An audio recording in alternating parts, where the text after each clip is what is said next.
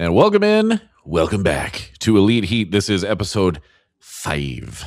5? We made it to Cinco, my friend. We made it to Cinco. Yep. And we don't have a catchy title for it because it wasn't a Winter is Coming type show. It's just Dynamite. We should start doing that. We should give our own show titles like that. Yeah, we probably should, but then I have to think. Like episode 5, Hot Dogs and Buns. What do you think? That works for me. Okay, I'm go. Good with that. All right. Yeah. Also a new t-shirt. Okay. Elite Heat, Hot Dogs and Buns.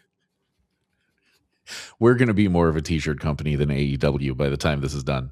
That's really what this is about. Look, and if Blue Chew wants to slap a logo on the sleeve, we will take it. There you go. All right, so let's dive into it. We opened with Mox and Roddy Strong, and I do like that they skipped the intros and just went right to it. When you're going to do a 3-hour show, I have no problem with that. Yeah. What'd you think of that one?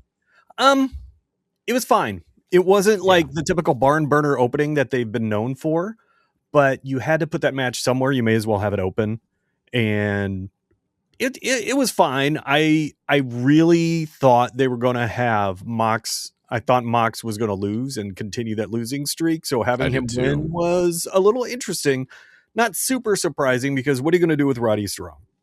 Yeah, who has 0 points in this Continental Classic tournament. Right. He's the guy that's jobbing all over the place here. Yeah. Which is interesting because I also thought he looked really good in the match. Yeah. Yeah. He like I said, I don't dislike Roddy Strong, but I think he's best when he's with someone who's got a bigger personality and he can shine that way. And he's not forced to carry the load in the ring and on the mic and all the stuff. But he's by himself right now. And so I thought he looked pretty good in the ring. So yeah, I thought he looked good in it. I do like the continuing storyline of Mox looks weak and vulnerable in the ring, given that we all know where this is going. Yeah. This is the slow burn to the Death Riders breakup, and they're going to pick the bones. But so I liked that. Like I said, I thought Roddy looked good. Not the best match of the Continental Classic, but boy, is that a high bar. Yeah, it is. It is so stacked. And it was such a good show, like with so many good matches that honestly, that was probably the most forgettable match for me. Well, yeah, probably the most forgettable match for me. That's interesting. Okay, so this is going to be the first one probably where you and I deviate a lot. I shouldn't say a lot, but where you and I deviate, and that's okay. That's okay. Yeah. I just meant in the Continental Classic in its entirety.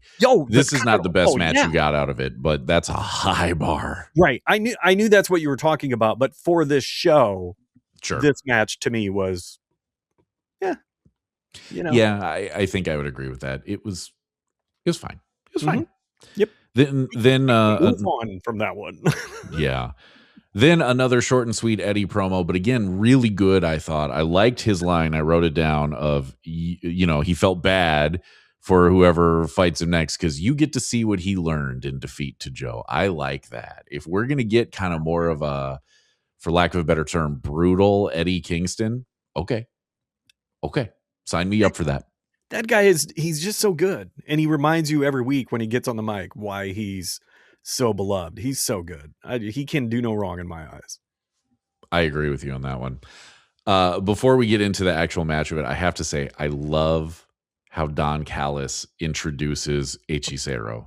Oh my God. Because for those of you that don't speak Spanish, by saying yo soy Hechicero, what he's saying is I am Hechicero. And it makes me laugh every time. He's so good. He's so good. As he's doing those intros, I keep thinking back to when you said he may be the best. He may have surpassed Heyman. He's so good. And I was like, he's the full package right now. He is so good. Yeah. Find me a better heel manager on television today. I don't think you can. I don't think he can either. And again, I'm a Paul Heyman guy, but I don't think it's him, right? At least not right now. Right. Right now, yeah, he's so good. So the match is go ahead. But speaking of, how do you say his name? Hechicero. That guy. I think he may be one of the most underrated in the Don Callis family. I agree. He was really good tonight, and I think, he I'm going to keep my eye on him because I have a feeling that if done right, he could be an important part moving forward when they do eventually crack. Yeah, I think there's a reason that he has shown up in all these tag and trios matches when the Don Callis family's involved. They know how good he is. Yeah. I think him and Mascara Dorada, Man. who was also on this show, those are the two guys from CMLL that I think are destined to be all elite, and they're going to be really good. Yes. Absolutely. So it's Don Callis family versus the elite. This was the money match, which we've talked about on past episodes of I like this use of the money to, kind of bait them into the match, if you will.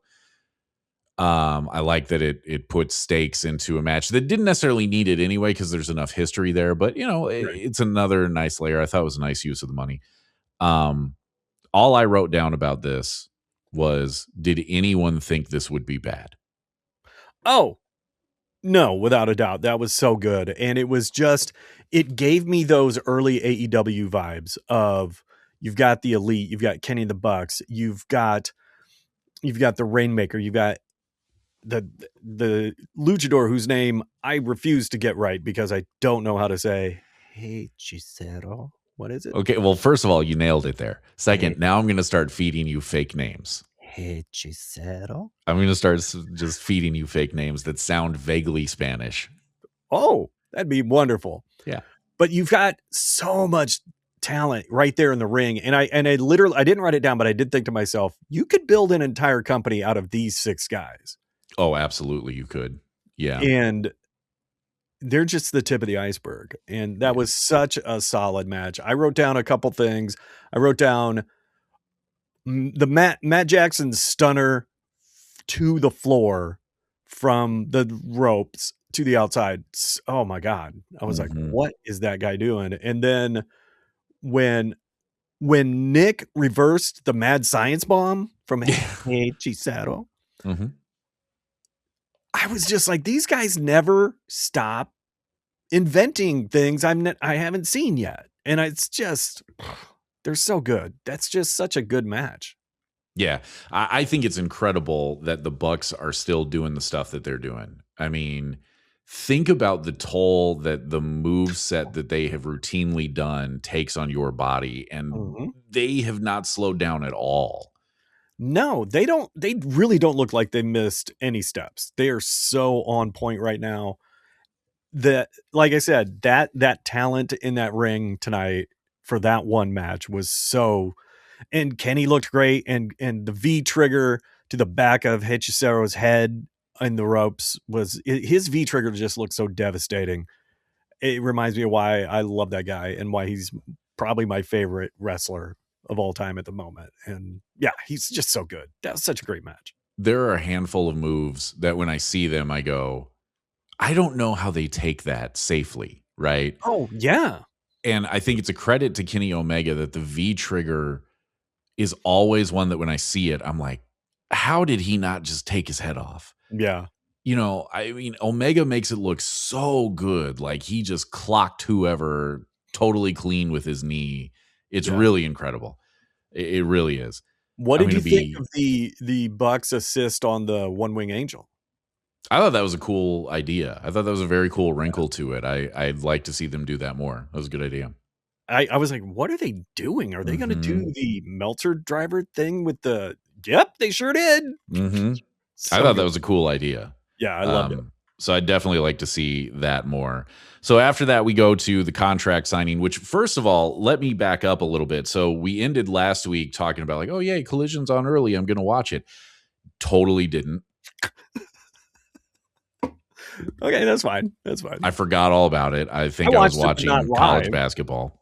I didn't watch it live, but I did watch it. Yeah, I should go back and watch it apparently because it seems like a lot happened. Apparently, so it dawned on me tonight. I've not seen any of the Takeshita Continental Classic matches because I guess they've all been on Collision. Okay, yeah. I think so. I don't know how we got to the Triple Threat World Championship match because that happened on Collision. So I don't know what made that happen. And if they recapped it tonight, I missed it. Which I don't think anything really did. I think I could be misremembering, but I think they just kind of announced it. That also would not surprise me. I don't think there wasn't an angle. There wasn't Yeah. like a confrontation. I think they just announced it. And I think it was obvious why they announced that. Well, I mean, that was one where I went, when I saw the graphic, when I saw them put it out on social media, I went, well, boy, I called that. If you go back a couple episodes, it might have even been after Full Gear when we did the first episode where I was like, I think there's a path to the triple threat here. Yep. If I recall, you were like, I really don't need to see that, but I'll watch it. Yeah. Yes. And when they put the graphic out, that was exactly how I felt. I went, I don't need the triple threat. Mm-hmm. I actually would, even with how this ends up that we're about to get to. Yeah. I still think I would have preferred Hangman and Joe again with like a stipulation, right? I know they already did the cage, so maybe it's, I don't know, dog collar match or something. They haven't done one of those for a long time. I don't know. I would have preferred to see that again. I'm not mad about it. I'm never going to be mad about Swerve Strickland on my TV. Oh, no. But when I saw the graphic, I went, I get it. I understand where you're doing it. I'm just not sure that I'm not sure it's my first choice. But after they put the graphic out, and what I should have done, this dawned on me tonight, what I should have done is I should have shared it to our social media channels so that I would have proof of what I am about to say. But as it is, I have zero proof. You're just going to have to take my word for it. I think I know where you're going with this, and I believe what you're about to say. Thank you. I saw the graphic and I went, you know what's going to happen? MJF is going to come back. He's going to cash in the contract and it's going to be a 4-way. Mm-hmm. I immediately thought that. I may have said it out loud because I think I was by myself when I saw it. Or I probably said it to one of my dogs and they looked at me like, what are you talking about? Leave me alone. I'm trying to sleep. So MJF's music hits. Out he comes. And I yell out, I knew it! And my wife is like, okay. And, he immediately signs the contract. And I turned to her and I was like, I thought they were going to do it. I thought it was going to be a 4-way. I totally got it right. Why am I so good at this? That is an actual quote. I believe you. Thank you. And you've known me for a long time. So yeah. But here's the other thing I said. And I think this is the most important point. I looked at my wife and I went, this shit is just so much better when Max is part of it. And it just is. Mm-hmm. It's a better product. I went from like, of course I'm going to watch World's End because like you and I talked about, their pay-per-views are always good. And look, I was not about to be like, oh, I'm not going to watch it because of the triple threat. And I don't, of course I was going to watch the triple threat. Yeah. But now you throw Max in it and buddy, I'm all the way in. Can I tell you what I thought for a hot second they were going to do instead of bringing Max in? Since they kept saying, if you touch anybody, you're going to give up your chance at the title. For a hot second, because it went Joe, then Swerve on the mic, and then Hangman. I thought for a second, because Hangman was putting over Swerve, I thought for a second Hangman was going to go, and you deserve the title shot, and just cold cock Joe and give up his title shot to get it with Swerve after the fact. I thought for a hot second that's what was going to happen. That actually, I think, would have been really interesting. And maybe someday they'll do that. I think that would be really interesting. Just go, yeah, screw it. I'm taking myself out and we'll do business after you take the title back or whatever, right? When Max came out, I was very happy because, like I said, it's just a better product with MJF. When he did all that, I was like, okay, let's do this. So I had started to talk myself into, earlier in the week, I had talked myself into, I think Joe is going to retain when it was the triple threat. Because my thought was eventually it's going to break down between Hangman and Swerve, and Joe, ever the opportunist, will find he'll find his opportunity in there and take advantage, right? And probably the ops get involved and all that, right? Oh, 100%, yeah. I now no longer think that. Okay, go on. Let me be clear. If Joe wins, I won't be shocked. No. I think it's MJF time again. That could very well be. I wouldn't dismiss that. I think there's a very strong chance that they're going to put that belt on MJF, and I yay, because again, I think it's a much better product with him than without him. Yep. And it's not a bad product without him. I just think he brings that much to the table. I also think that I don't know what they're going to do with Hangman and Swerve if it does go that way. And I think that's going to be a little bit tricky. But if I were betting on this, like if I were doing odds, I would give the two faces the worst odds in this one. I don't think that either of them are coming out with it. No, I would tend to agree with that. And I do like what I was going to say. I do like what they did, because they kind of did squash that beef, and they kind of both said, look, I respect you, but I'm going to go for the title regardless of who has it. And so I'm glad they kind of got to that plateau and kind of smoothed over some of those rough edges. So there's not that will they, won't they punch each other right in the mush. But for a hot second, when Max came out, just stepped in the ring, signed the contract, and then turned around, I thought, oh my God, he's not going to talk. That's kind of awesome. He's just going to walk in, make his presence felt, and leave.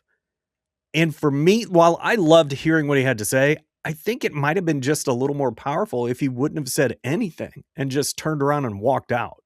I agree. I get why they did it, because his as I was telling my wife, you know, in the ratings, you can literally see for TV, they can see like a minute by minute breakdown. So they can see this is when people flipped away. This is when they, you know, more people came for this part. Max always pops a big number for them. Yep. So they're going to put him on the mic. I get it. I agree with you. I thought he was going to sign it and walk away. And I was like, that's going to be so badass. Right? I also thought that he might just take the mic and go, I'll see you on the 27th, and walk out, which would have been, again, awesome.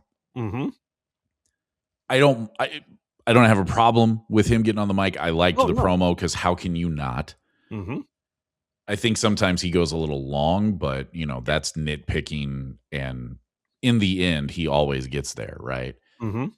I thought it was big. I think this is a subtle thing, but I thought this was very big, that when Max told Joe to shut up, Joe did. Yeah. That's kind of a big deal. So I don't know if that's foreshadowing. I don't know if that's me reading too much into it, but I think we may be getting the second reign for MJF, which is going to be very interesting to me, because I think probably, you know, as you and I talked about, we fantasy book. That's what wrestling fans do, right? I think it could lead to some sort of number one contender match or something between Swerve and Hangman to kind of keep that tension kind of going. I still think this is a good opportunity to spin them off and have them chase the tag titles like you and I talked about. I would love that. But I don't know that we're there. I also think it's an opportunity that I've thought for a while, and I think we talked about this, that I can see a pretty easy path where it's a reunited Elite with, you know, the Bucks and Kenny and Hangman and Swerve. I guess that would be, no, that'd be 5 versus the Ops, and then one other person, whomever. I guess maybe MJF in this scenario. I don't know. In like a stadium stampede or an anarchy in the arena, something like that. I'm a little bit less convinced we're headed that way now. Same, yeah. Which is kind of a bummer, because I would like that, but I don't know. And I think the X factor in all of it is Hook, and what are they going to do with him, and how is he going to make his presence felt here, and what does that mean? Because I think they started kind of setting up a Hangman and Hook program tonight. Yeah, subtly. Yeah. So I don't know. We'll see where that goes. A lot of possibilities, which I think is always good. And it's always good when I find myself with AEW saying that a lot. Oh, we'll see how it goes. That's good, because there's a lot of other times in wrestling where I'm like, well, I know what's going to happen here. Yeah. We were just talking about one before we started. Yes, we were. And it happened on a Saturday night. I have a feeling Joe's going to come out with the belt because I don't think he's quite done. And maybe I'm just convincing myself, but I have convinced myself that I think he's going to keep the title until he's basically done. You may be right. I mean, I could be dead wrong. And the thing that makes me doubt it more now is the introduction of MJF into the mix, and having him with the belt would be really, really interesting because not only could you have Swerve and Hangman chasing him, now you're going to have Joe chasing him. Yeah. And now you've got all these people again, gang piling up on MJF. And I think that's where he can shine. So I agree. I totally agree. And I think there's money in that. Oh, I think that gets you several months worth of story. Mm-hmm. And that's why I think it's going to happen, because the storytelling potential opens up way more than even if Joe retains in like a shady heel way. Right. Like I told you, up until tonight, I was like, oh, Joe's going to retain. Mm-hmm. So I that's why I kind of think that's where we're headed on it, is it just opens up a lot of possibilities. And you're right. We already saw for more than a year that MJF having the belt and people chasing him is good for AEW. Yeah. Now, granted, part of that was, the Better Than You, Bebe storyline, which to me, that's another one that we could do a whole special episode on, but for like the opposite reason of the Death Riders one that I want to do. Because to me, that's one of the great tragic what ifs. Yes. Because that story was so hot. That angle was cooking. And then Adam Cole exploded his ankle.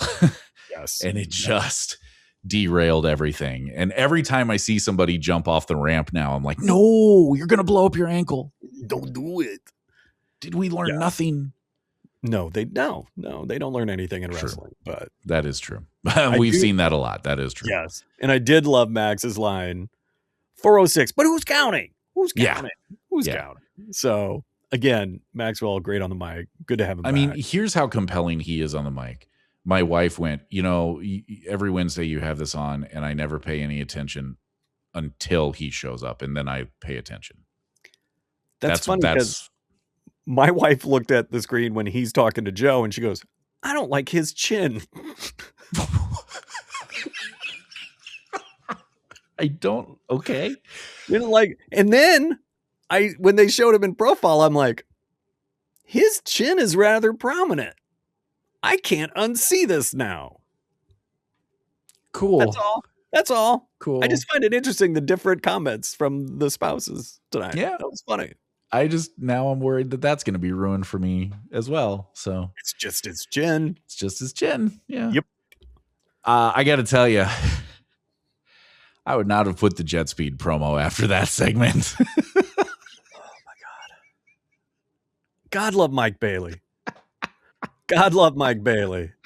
But I thought he was going to give me a oatmeal cookie recipe when he came on the screen. He is just so he's trying so hard, but he comes on like, hey guys, can't wait to have a jet speed finale in the Continental Classic. What do you say, Jet? And it's just please shut up. Speedball. Well, even our guy Kevin Knight being like, "Oh, you were laying those kicks in." I would not have put that there. Nope. That maybe should have been part of the third hour collision. Let's go from four guys who did a really good job on the mic to Speedball Mike Bailey. Yeah, you went from four of your best talkers to that. Speedball Mike Bailey. Yeah.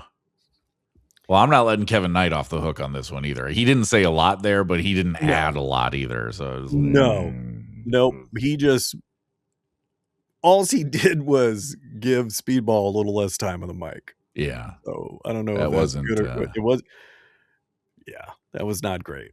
Yeah, to be honest, until you brought it up, totally forgot it happened. Yeah, didn't write anything down about it.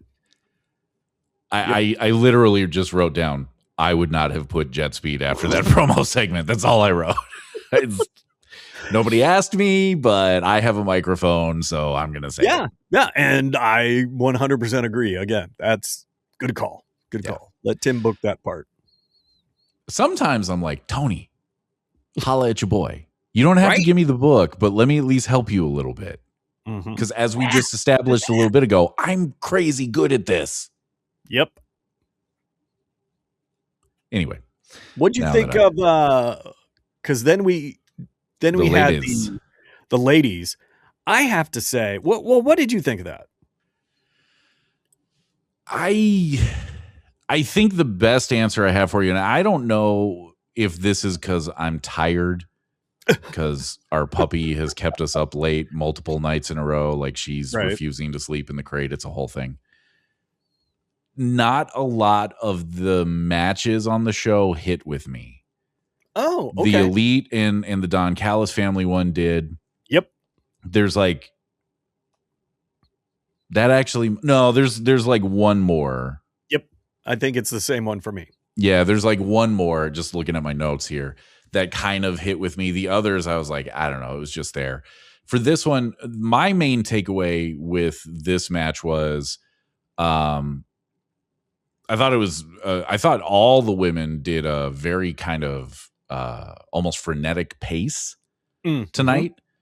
A lot of up-tempo stuff, which is fine. I thought, Tony Storm did Tony Storm things and all that. My main takeaway from it was I find it very interesting that the Sisters of Sin have kind of faded into the background on this. And I thought it was very interesting. And I guess I'm skipping ahead a little here. Let me just double check my notes, but I don't think I'm skipping ahead a lot. I thought it was interesting, when they put the Athena Mercedes team back out there. I was like, okay, that's good, because as we've talked about on the show, I think you have a lot of potential there with those two. I mean, they're great. I find it very interesting that they're going to be the first challengers. Yeah, me too. Other than that, I think the only thing I thought about the match was, oh, well, here's the 8-woman tag team match we talked about that they could have done at Full Gear. I mean, true. I don't know. I just didn't have a strong opinion on it, I guess. What did you think? Weirdly, I liked it a lot. But not. And I thought it made the women's division look good, because I thought that was the best match to put on after what we just saw. You had the Babes of Wrath getting the crowd into it. You had Tony Storm getting the crowd into it. You had a ring full of really talented women. And I thought the match felt kind of sloppy to me in some parts, but I thought everyone put, like you said, maybe it was because the pace was a little frenetic. And I thought that for the first time in a minute, to me, it felt like the spotlight was on them and the crowd was appreciating it, and it just felt kind of right. And I was like, okay, cool. This feels like a kind of decent division. It's kind of full. There's more than just these 8 women. There's more around the edges, and that feels good. But the other side of the coin, and I literally wrote this down, is I like the idea of Marina Shafir, but that's it. Because I do. I love the idea of her. I love the idea of her character, which is I think, like I said, that mercenary from MMA, but keep her out of the ring. She has never fully delivered on that. And you can go back to the NXT run when they were trying to do the MMA for horsewomen, I guess. She's just never really delivered on that. And I don't get it, because she's got the bona fides. Yeah. And I don't understand why that doesn't happen. Also, just as a quick aside, I want to point out, for those of you that listen and don't watch on YouTube, I'm going to recommend you fire up YouTube, because while Doug was talking about the match there, we got an amazing freeze, like your camera froze, and your face is it was better than that. It's yeah, it was. It's like somebody hit you with a baseball bat or something in the back of the head. It was tremendous. Could have happened. Well, yeah. I mean, I've heard your wife doesn't like your chin, so I don't know. But So yeah, Marina Shafir, I feel bad because you can tell she's got on paper everything she needs. It's just not happening. Yeah, And it's I just think not they need to clicking. keep her out of the ring. And they could have done that match, plug in Tekla in there instead. I would have rather seen that, and it would have been a better all-around match. But I did feel like, I don't know, I felt good about the women's match. Maybe I wasn't paying enough attention, but I felt good about, even though I did feel like it was a little bit on the, maybe they were trying to push the pace and things got a little out of hand sloppy wise. Although when Marina Shafir did that inverted judo sweep, that was cool. I was like, I don't know what you just did, but that looked cool as hell. Yeah. Best thing I've seen her do in a long time. Yeah, I think that's probably part of what you're getting at there is she'll uncork something like that. Yeah. And you go, okay, more of that. And then we just don't get a lot more of that. And no. I agree with you. I like the idea. I think that they put her and Megan Bayne in this to try and keep the Mega Problems going as a team. But I'm with you. I think you could have easily swapped them out for Sky Blue and Julia Hart and put the Sisters of Sin in that and kept them part of the title scene basically and still had them do the run in later in the show. Yeah, 100%. Well, like I said, even just take out Marina and put in Tekla. I'm okay with that. Yeah, I agree with you. It was somehow both a good match, but also one that just didn't really hit with me. That's fair. I can understand that. I get that.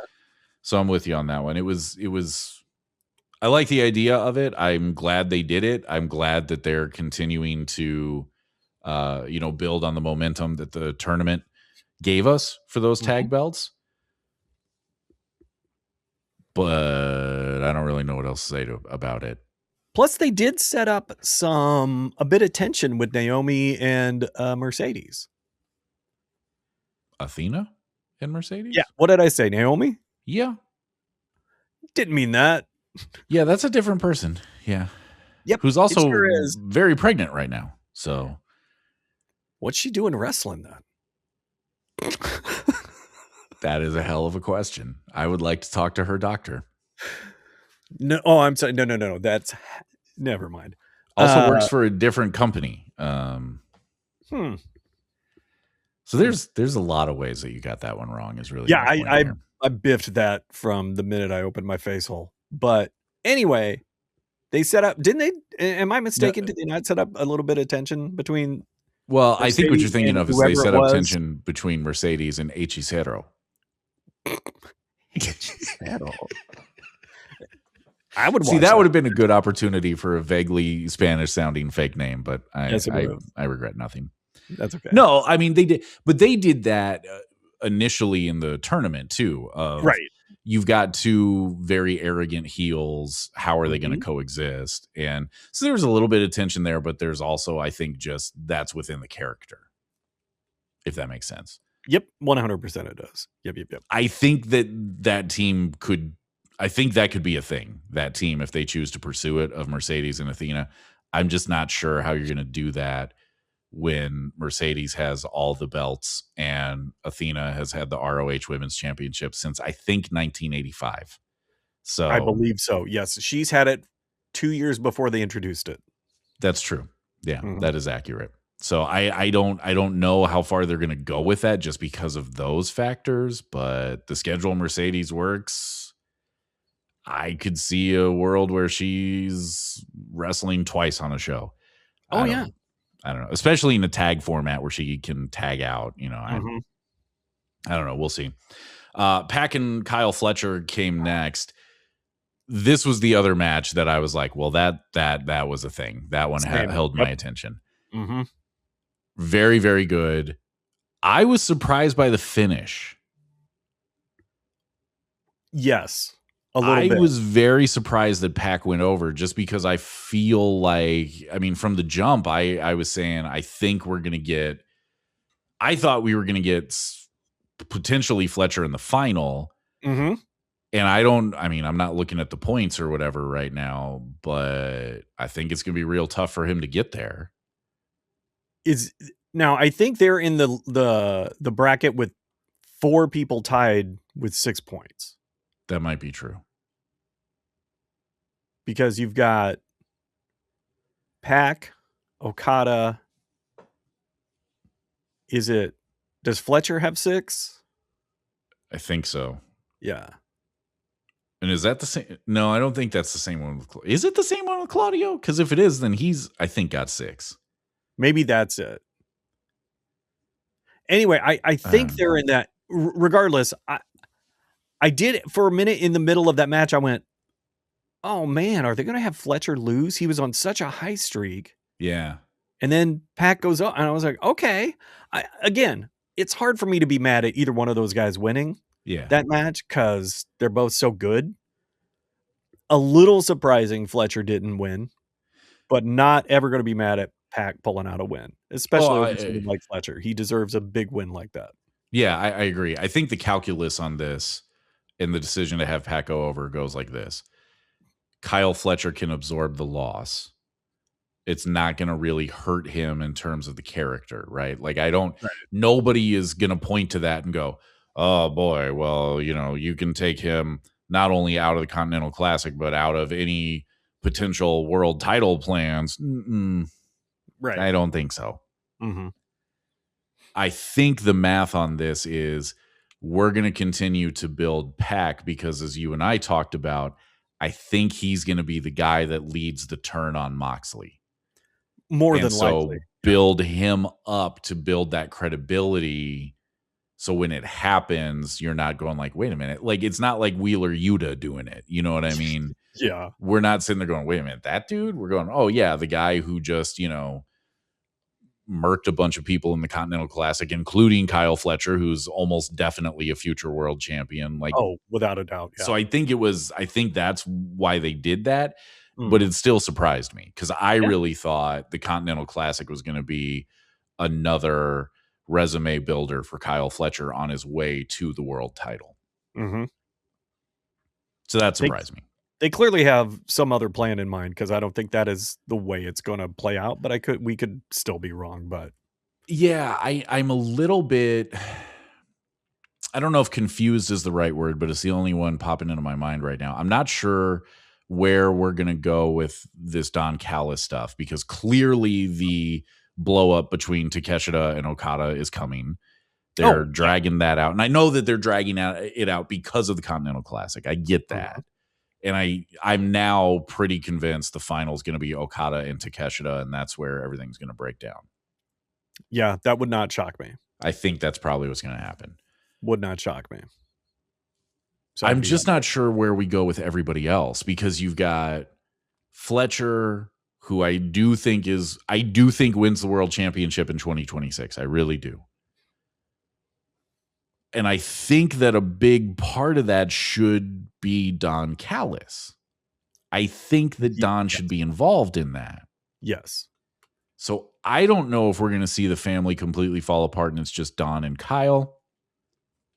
But then that would be interesting. Yeah, but then you're leaving guys like Hechicero out in the wind, and I don't care if you speak fluent English or not, and I don't think AEW is nearly as big on it as that other company. But I don't know why I'm refusing to say their name tonight. But GCW? Yes, GCW. But I think you need the mouthpiece for him. Oh yeah.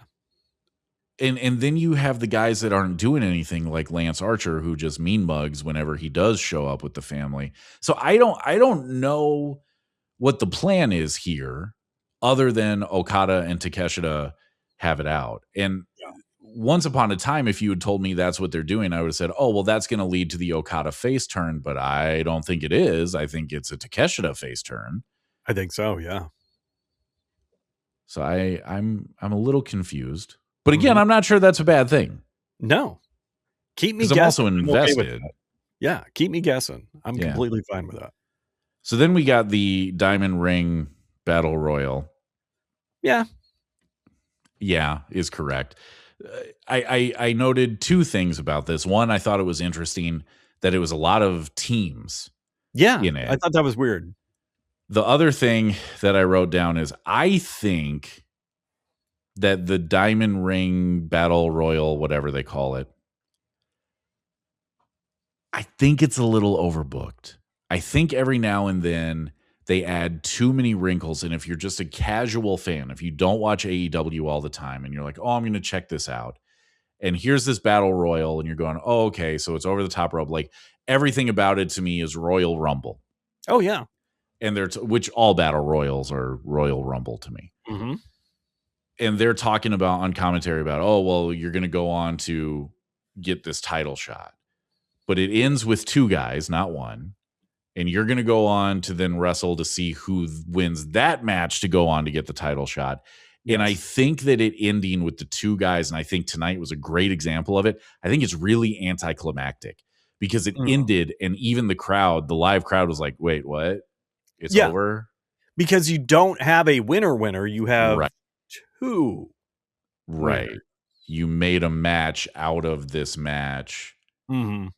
I think they overbooked that one. I think I think Tony got a little too in his head on that one. Mm-hmm. Yeah, I think he was wanting this to be like the precursor to another, interesting head-to-head match at the pay-per-view, and it just ended up being okay. Yeah. It ended. I did write down 2 things. Brody King's crossbody against the barrier. Dude. I thought he killed Ricochet. Yeah. I thought he killed himself, let alone Ricochet. It was brutal looking. Yeah. And then when Bandito did the Poison Rana from inside out to the outside of the ring, I thought that was so the Poison Rana is another one of those moves that I go, I don't know how you take that without breaking your neck. I truly don't. No, if I was a wrestler, I would be like, I'm never taking that. Sorry, I don't. No, thank you. Yeah. Nope. I'll just lay down. I'm not taking that. Yeah, you definitely got some cool spots in there. Yeah. But overall, okay, it was fine. Mm-hmm. I was a little surprised that Shelton Benjamin didn't come out of it because I thought it would have been a nice thing to do with him. Yeah. Because apparently Bobby Lashley's hurt. Yeah. I just read this, and apparently he's going to be out for a while. Mm-hmm. So I thought that would be a nice thing, at least to have something for Shelton to do. Yeah. But never mind. Yep. But so I'm not mad at who we have facing off at World's End, though. I think no, I'm not either. I thought it was going to be Ricochet, but it's just such a weird way to go about it. So, yeah, I agree. It's a weird way to get there. So after that, what's that? We have Orange Cassidy next, right? We do, but first we have to talk about HBO Max. God. Guys. If Netflix gets this through and they buy it, please have it just be on one feed. It ends. We get for those that watch it on HBO Max, we get this event has ended. Now I got to back out. I got to go find whatever I'm supposed to be watching for the 3rd hour, which was not obvious right away. I had to find it. You're texting me going, what is going on here? Right. So I got into it. What you did not see, there is a Mox promo there. I missed the first part of it because I had to back out and scroll and go find it, and it's got to load and everything. And this is the same thing with the pay-per-view, where you watch the pre-show and then it goes, okay, now flip over to the pay-per-view. When it was on like Bleacher Report and Triller and all that, if I bought the pay-per-view, I could just start that feed and watch the pre-show, which I understand is free, and you're trying to get people to buy the pay-per-view, but I could watch the preview or the pre-show and have it just roll right into the pay-per-view, and I didn't have to do anything. Can we talk about that again real quick? Because I always thought, correct me if I'm wrong, but wasn't 0 Hour the pre-pay-per-view matches, but now it's just the 1 hour to 2 hour chat show with everybody, and you have to watch the actual matches on YouTube? Well, 0 Hour was always on YouTube as well. But it also was on the pay-per-view carrier feed. Right, but that's not what you get. You don't get the matches. You get the Oh, are you talking about on YouTube? I'm talking about when I was watching it on HBO Max, when I was watching the pay-per-view, it's like 0 Hour going into getting ready for the pay-per-view. You don't get the Oh, matches. You get the commentators talking, and you see the matches going on behind them. And I'm like, what the hell is going on? that's interesting. So I haven't watched that since they started kind of moving stuff around, I guess. I haven't watched 0 Hour. That's interesting. So I guess that's a separate feed. I guess. I don't know what the hell's going on. Yeah, because when I watch the pre-show, I see the matches. So okay, I that's interesting. don't know how to watch TV.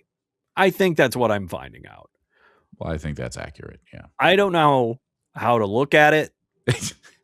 I don't know how to change the channel. I don't know what channel is it. Are there channel is the stream? I don't know. Yeah.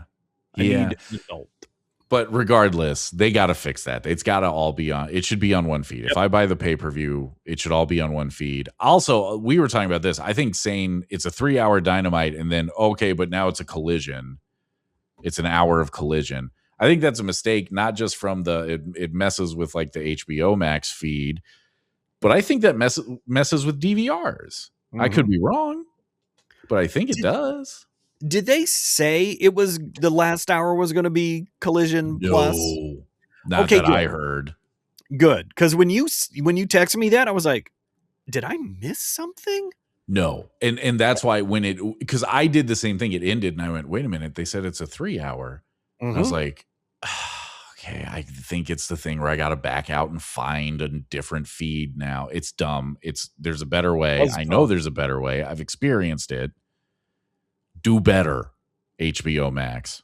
Yeah. You know what you need, HBO Max? Blue Chew. I thought you were going to say to have Netflix by you. But, 6 of one, half dozen of another. Have Blue Chew by you. So anyway, the Mox promo. Yeah, that actually would be interesting. Blue Chew Max.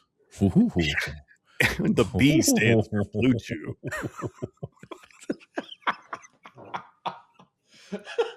Home Blue Chew Office Max.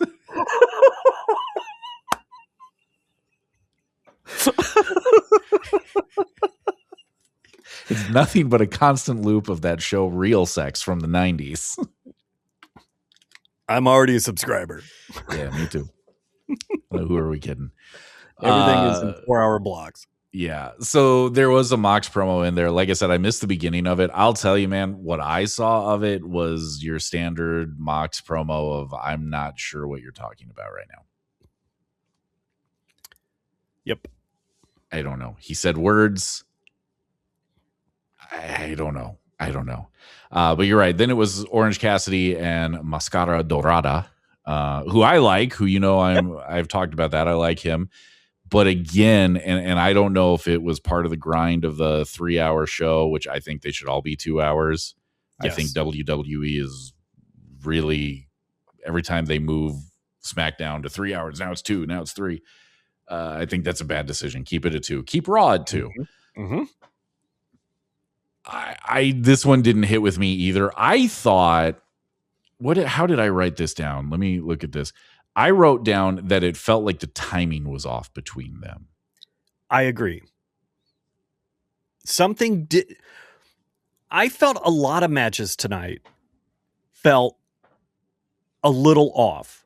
I felt that way in the women's match. I felt that way with this match.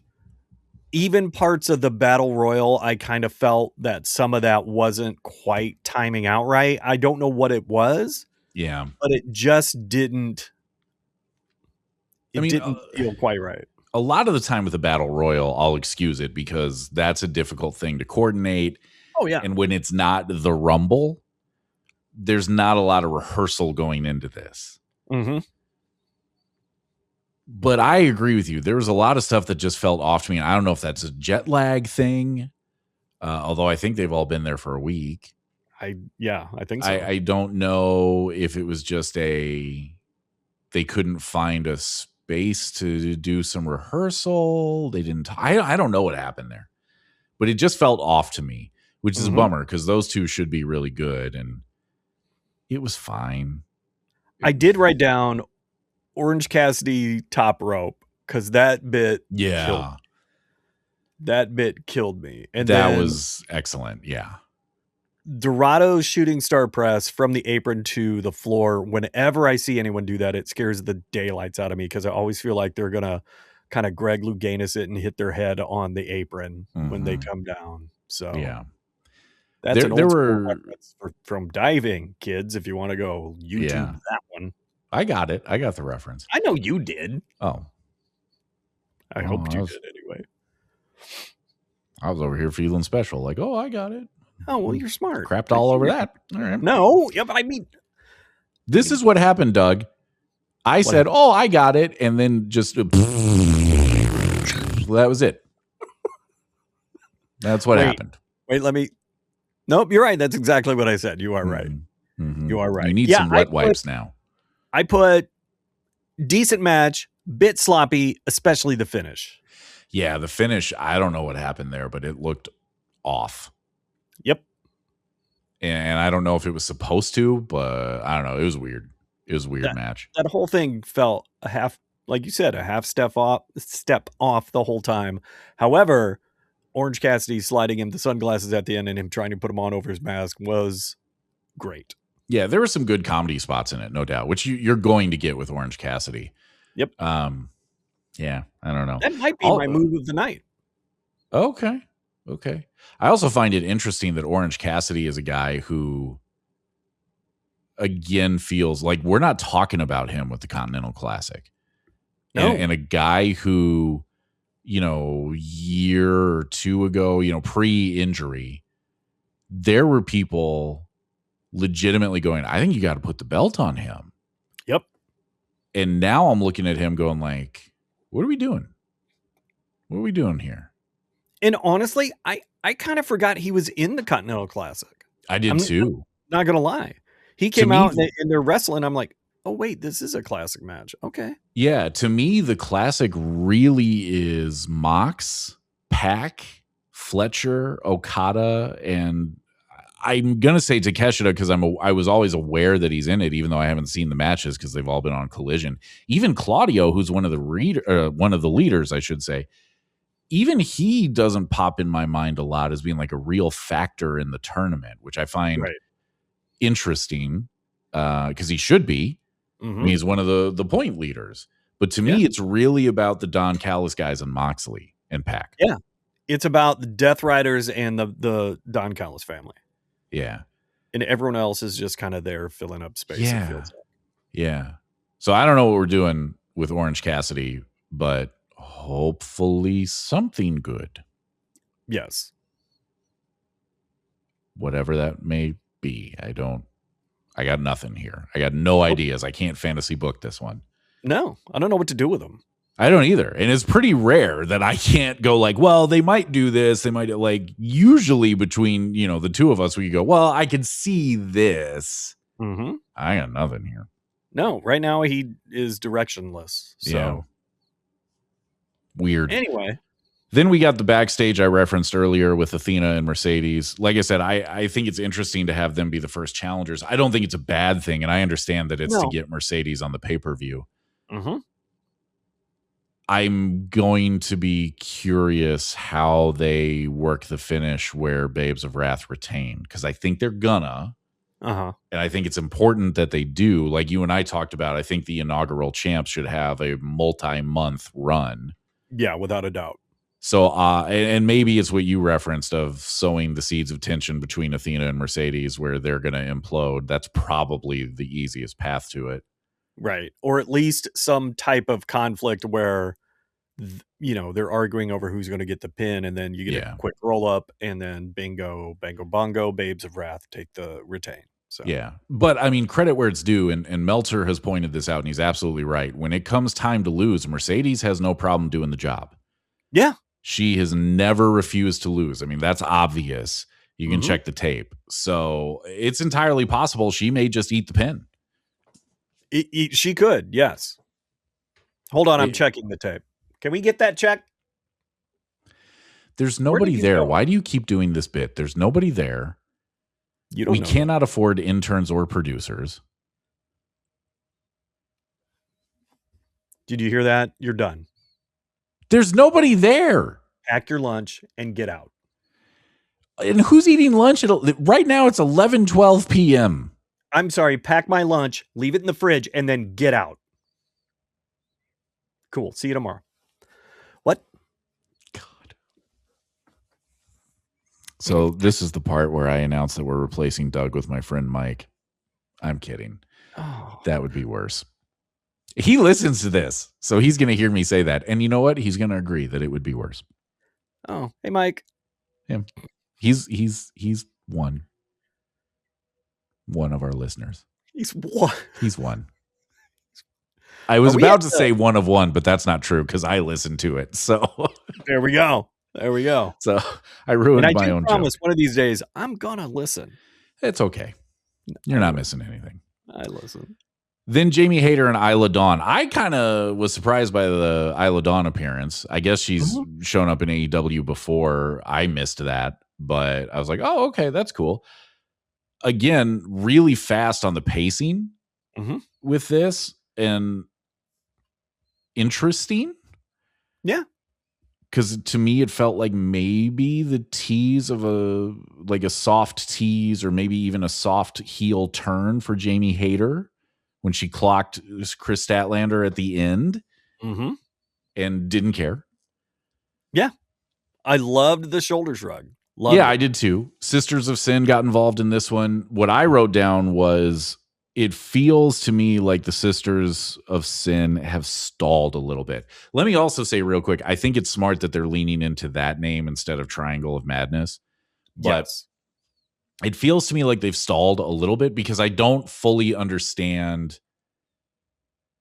Like they're hanging around this Jamie Hayter, Chris Statlander program, but I don't really know why. It doesn't, to me, the obvious thing would be Tekla challenge. Tekla challenges whoever the winner is for the belt. But then Julia Hart and Sky Blue should be Blue Chew should be going for the tag titles. I'm going to beat you to it. They're missing out. They should be going for the tag titles, but they're the ones that weren't part of that match earlier, so they feel very on the outside of that. So it feels a little bit to me like they've stalled because I don't understand how they fit into this program with Chris Statlander and Jamie Hayter. Well, to me, it feels like they're just a tool to poke the bear of that relationship, and there's nothing really in it for them other than to provoke the two of them into an argument. Okay, that's interesting. Which doesn't do them any favors because if you take out that aspect of it, okay, what did it do? It got those two mad at each other again, or maybe it got Hayter to clock Stat Daddy. What did they gain from beating them up? I don't see the benefit of that. Yeah, I don't either. It's a weird dynamic. I will say, no, go ahead. I was just going to say, I just don't understand how it all really fits together here. I'm not sure it does, which I think probably is why it feels a little weird. But I was going to say, I will say my wife during that match said multiple times, I think I could do that. She goes, I don't know about the fishnets, but I think I could do that. I could definitely scream like that. Oh, well, sure. And I just was like, okay. Yeah. Okay. That's fun. Yeah, it was really fun. I was like, all righty, cool. Now I'm like, can we build a ring and just have her take one bump? Yeah, exactly. Yes. So after that was the main event of a 3-hour show, which is at that point, to me, not really a main event anymore. Nope. Because people are tired, which as an aside, I'm going to throw this out now, knowing that I'm going to probably say it again when World's End gets here. Tony, stop with the crazy long pay-per-views, please. Yeah, man. I appreciate you giving us a lot of bang for the buck. I do too, but man, by the time we get to that main event, I am exhausted. So by the time we got to this, I didn't have a lot left in the tank because, again, I'm a sleepy boy. I wrote down FTR versus Bang Bang Gang, and I wrote nothing else after that, which is interesting because I wouldn't say that I completely ignored the match. I was kind of into it, and there were multiple points where I thought, "Oh, Bang Bang Gang might take it," Yep. which makes some sense because they've got credibility, I think. 100%. But at the same time, I went, yeah, but I'm pretty sure FTR is winning this one, and we're going to carry on with that. And I'm not really sure where we go from here because I doubt there's a rematch coming. There should be, and I think there will be. Okay. And it has to do with one of the things. The last thing I wrote about this match was very nice old school finish where you have the clean pin and then the cheat assist to get the foot on the rope. And then you have the faces with the belts. Ref's got to say, no, no, no, no, no. Super old school. Reminded me of old school Dusty Rhodes booking in the old NWA days of World Championship Wrestling. And then, of course, the heels come back and win and retain. So I really enjoyed that finish. I was like, oh, that's a very cool throwback finish. And I think we're going to see that rematch again, and possibly like with a stipulation of like no interference or maybe no DQ and anything goes, or in a cage. I think we'll see that. The only other two things I wrote down was Juice Robinson's outfit. What balls? I did laugh at the underwear on the outside thing there. That was pretty funny. That guy, so funny. Yeah. And then, okay, tell me if I'm off base on this, but I literally wrote down Austin Gunn is giving me Brian Christopher vibes. Oh my God, yes. You know what? Grandmaster Sexay. I'm totally getting those vibes from him. Since he debuted, I've been trying to figure out what it is about him that it would make me think something, but I couldn't put my finger on what. And I was like, am I just annoyed by him? Or Probably.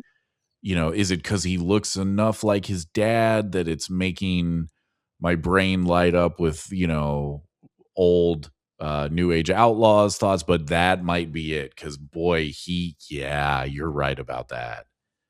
Tonight especially, I don't know what it was, but there was a moment there during the match I went, oh my God, that's what he's reminding me of, is totally old school Brian Christopher. Not quite as manic, but yeah. Oof. Yeah. Kind of similar body right. style, had that kind of Even thick, kind of sounds like him a little bit. Mm-hmm. Wow. Yep. Well done by you. Good call, my friend. Thank you. But I'd be 100% fine with them running this back with some kind of stipulation. I think, again, like you said, it gives the Bang Bang Gang some credibility. It gives them that space to breathe. And, I'm okay with them going up against FTR and taking them at least one more time. I can see that once or twice more before we get someone else in there. But yeah. Well, I think I think there's a good chance they do run it back, because I suspect you're going to get FTR on the World's End card one way or another. Mm-hmm. And I don't think there's a clear challenger lined up behind these guys, behind Bang Bang Gang. So I think that doing the Dusty finish probably gives them the reason to run it back. I think you're right with the stipulation. Here's what I'll say. If they go no DQ, I think Jay White is coming back. I was just going to say that. Yeah. I think Jay White is healthy. I think that means he's healthy and he's coming back, and possibly the same for Colton. Possibly. Yeah. Yeah. It might mean that they're fully healthy again, which could then also potentially open up. I'd be curious to see if Jay White does a turn on them. Mm-hmm. Might possibly not. Might not. Could be. I'd just be curious. Mm-hmm. So if they go no DQ, I think you can probably expect that. If they do a stipulation to prevent outside interference, then those guys aren't ready yet. Yeah. Yeah. But I think you're right. think that's going to happen in some way, shape, or form. Yeah, I think you're right. I think they're going to run the back, because I think they kind of have to. The tag team division is one of those that has really been left to kind of die on the vine. Which is really weird, because that's kind of one of the things they built this company on. Yeah, that was one of their hallmarks. Mm-hmm. And it's just drifted away. Yep. That's too bad. It is. But I suspect that you're probably right. So it'll either be on the Collision this Saturday or Dynamite on Wednesday. They'll probably make that match and add it to World's End. Right. Because Tony is looking at the card right now and he goes, I've only got 7.5 hours of wrestling. I got to get the full 9. I need more. Blue Chew, baby. Get the full 9.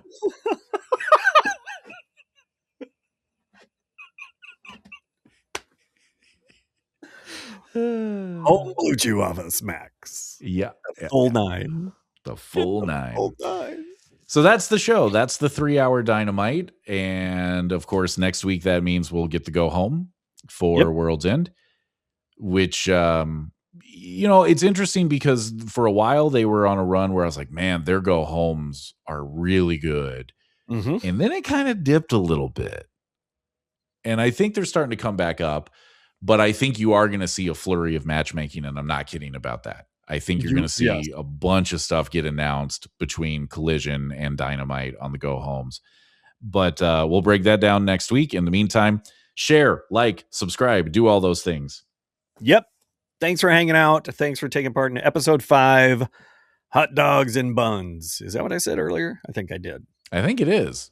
And I had completely forgotten about that. Did I say God, we're doing can this you check again. that tape for me? See what I said? Yep, that's what I said. Hot Dogs and Buns. Every time you do this, I do not get the full 9.